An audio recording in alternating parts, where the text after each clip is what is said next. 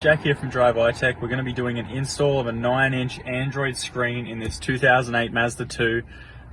It's a 16 gig. This will fit 07 to 14s, so check it out. Okay, so the first step is getting all these panels off the car and actually getting to the system behind. So the first thing we're going to do is we're going to use a flathead screwdriver, and we're just going to pry under this little knob here, and that'll clip out like that and just flick out. And then you can peel this from the top, and there'll be 4 clips. Just be mindful that you don't break anything, and you'll just be able to get those 4 off.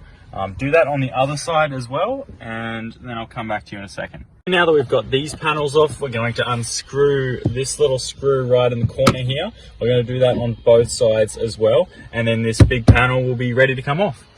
Also, we'll get rid of the glove box right now, which is pretty simple. We just need to pull this little strap in the back and get that one through this socket. Actually, it might be a 2-hand job.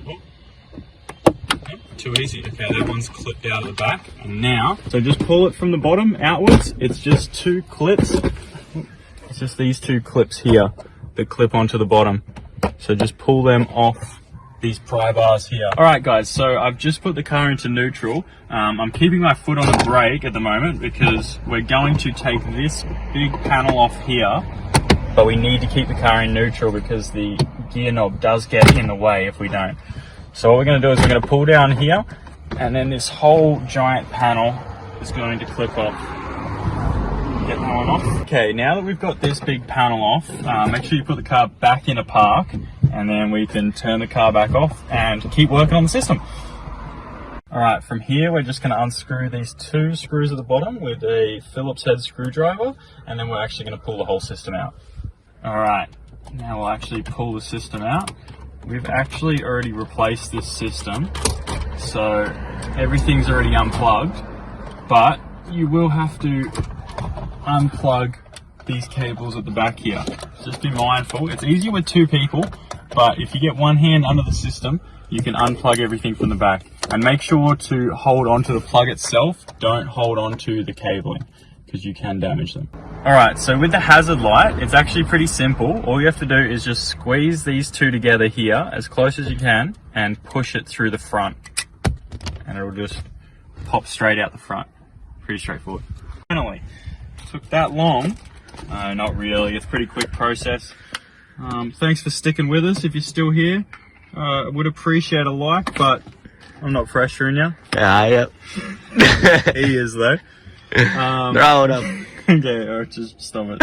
Alright, so first up we're going to put the hazard light back into our new system. So that one will just slide in straight through the front. Too easy. Alright.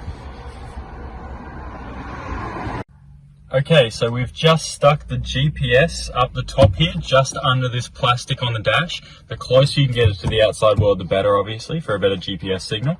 So that one's plugged in, and we'll just leave that one loomed up back here for our system. So next we're going to plug in our harness. And for the Mazda 2s, these are super simple. It's just one plug. This one here goes into the red one. You'll hear a click. There it is. And you're pretty much set. Okay, so now that we've got that done, we're just going to wire one USB into the glove box where we cleared it out. And this is actually really easy. There's just a heap of holes everywhere. Just thread it through where you can, the least intrusive possible way. And that'll be about where the glove box is. Okay, so now we've got this wire sitting here. Okay, so we're going to install an external mic as well. So to do this, we're going to plug in this video/RCA adapter into the back of our system. So that's looks like a 12 or a 14 pin. So we're just going to find the matching plug, which will be that one. That one just clips straight in. And then we have a mic plug right here. So that one will just go straight into the mic plug. And then however much lume you need, just pull that. And we're going to pull that out the side of the system here probably. And thread it down there. I think that would make a nice fit. Okay.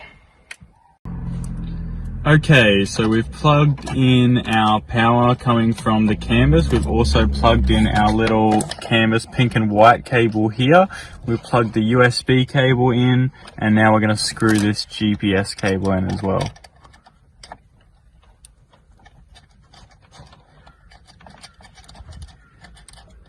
Okay, once that's in, if you have a factory antenna in your car, also plug that one into the new system. Okay, now that's plugged in. We also have an aftermarket antenna adapter, but you won't need this one since this car has a factory antenna. Alright, great. So finally we'll just plug in the hazard lights up the top. So that one's pretty straightforward as well. Clip in, working. Make sure all these cables at the back are correctly threaded through, you're not squishing anything. Okay, now that we've got everything plugged in, all we have to do is make sure all the cables are out of the way and we can actually push it flush with the dash, keeping in mind that your microphone has to be hanging out the side. Okay, now that we've got the mic threaded through, you can run it right up along this dash, and realistically you could place it wherever you'd like to. You could put it up behind the steering wheel here, on the dash itself, lower down if you'd like in one of these pockets to be more hidden. But for this one in particular, we're going to be wiring it on the back of the steering wheel. Alright, now that we've got the system on, spoiler alert, it's working. We're going to put the car in neutral and start to put these panels back on. So once it's in neutral, you can put this large panel, you can thread it back over the gear knob. Just be careful, you don't want to scratch your gear knob. And then just slowly wiggle it into place.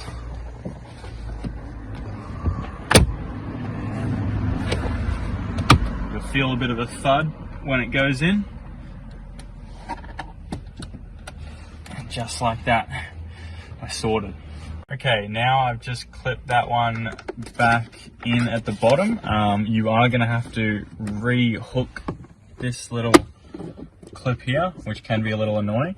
Now that one's back in, you just have to force it back through. And now, normal glove box with a cheeky USB. Okay, so just to finish up, we will put that screw back in this panel here. And then we can put this one straight back on.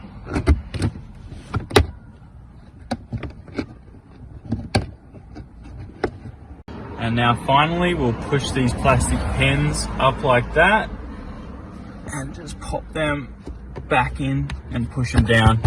And that one's perfectly in flush. Alright, we're all done. Let's have a look at this system.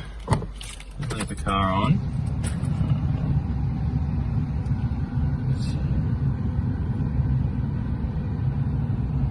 Nice.